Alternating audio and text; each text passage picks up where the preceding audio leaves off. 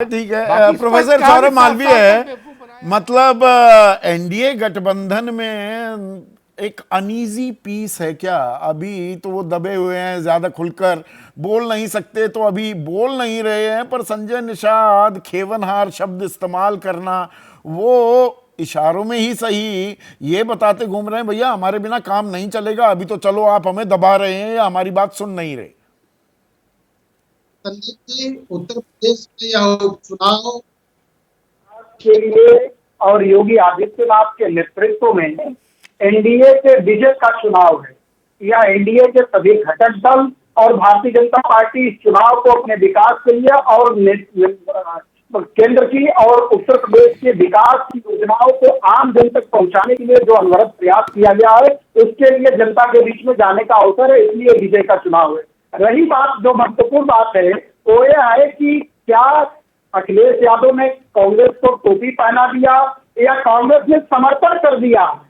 इसलिए उन दोनों लोगों के लिए बड़ा अच्छा आपने बताया, स्क्रिप्ट लिखा भी है कि अभी देखो होता क्या रहे हैं कि अब अखिलेश जी ही बताएंगे। अरे उनको तो समर्पण के लिए आपने मजबूर कर दिया। समाजवादी ने टोपी पहनाई या नहीं पहनाई उस पर तो हमने विस्तार से चर्चा कर ली। आप किस किस को टोपी पहना रहे हैं कि ये सारे गठबंधन वाले हम साथ साथ हैं, पर साथ सिर्फ अपने फायदे के लिए चाहिए, ये बता रही है क्या बीजेपी? और इसी पीड़ा का दरअसल इजहार खेवनहार शब्द इस्तेमाल करके संजय निषाद के समर्थक कर रहे हैं क्या?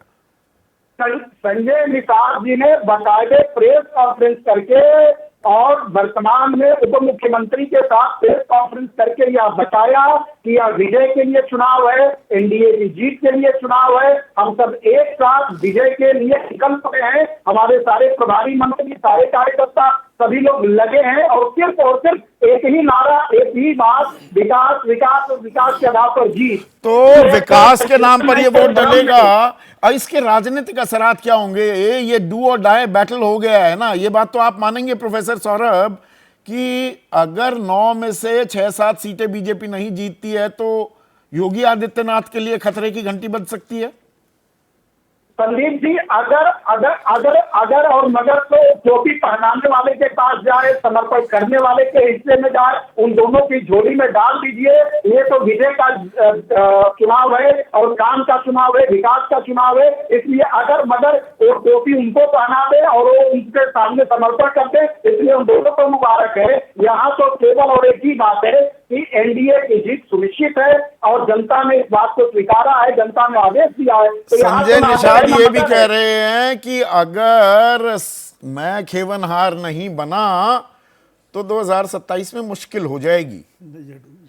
बिल्कुल ये भी कहा है। उन्होंने यही कहा कि उत्तर प्रदेश में संजय निषाद जब तक रहेंगे तब तक कांग्रेस की सपा की लुटिया ऐसे ही नाचती बोलती हिलती रहेगी और बाकी शक्तियों को आने नहीं देंगे और एनडीए के साथ मजबूती के साथ प्रबल दावेदारी के साथ खड़े रहेंगे और विकास के नेतृत्व में आगे बढ़ेंगे। ये अपनी प्रेस कॉन्फ्रेंस में उनकी बाइट है, आप देख लीजिए, आपके रिपोर्टर्स में। हाँ, वो तो देखिए।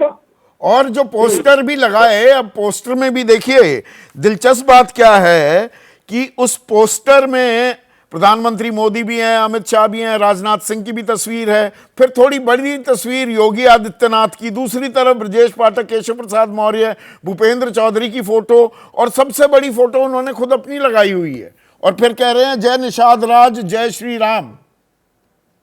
निश्चित तौर पर एनडीए के घटक हैं, उनका बहुत सम्मान है और संजय निषाद इस बात के साथ खड़े हैं कि एनडीए के नेतृत्व में सर्व समाज का, पूरे समाज का विकास हो रहा है और मोदी जी पर विश्वास जता रहे हैं, योगी जी पर विश्वास जता रहे हैं और साथ में उनके पूरे समाज के लोग उनके साथ खड़े हैं। तो ये हमें प्रसन्नता की बात है और पोस्टर तो उनका अधिकार है, इसलिए उस पोस्टर के साथ हम सब खड़े हैं। ये उन्होंने बहुत आदर्श स्थिति व्यक्त किया है जहाँ पर मोदी जी को, योगी जी को और समस्त पार्टी। अच्छा, मतलब ये नहीं कह रहे कि चलिए इस बार तो हमारे को ऐसे ही अंगूठा दिखा दिया, बेरंग भेज दिया, अगली बार मत करना ऐसा। देखिए संजय निषाद जी कह रहे हैं कि विजय की बात है, अभी भी जीतेंगे, 27 भी जीतेंगे और 29 भी जीतेंगे। इसलिए अच्छा, अभी तो 27 से आगे 29 तक भी पहुंच गए। पर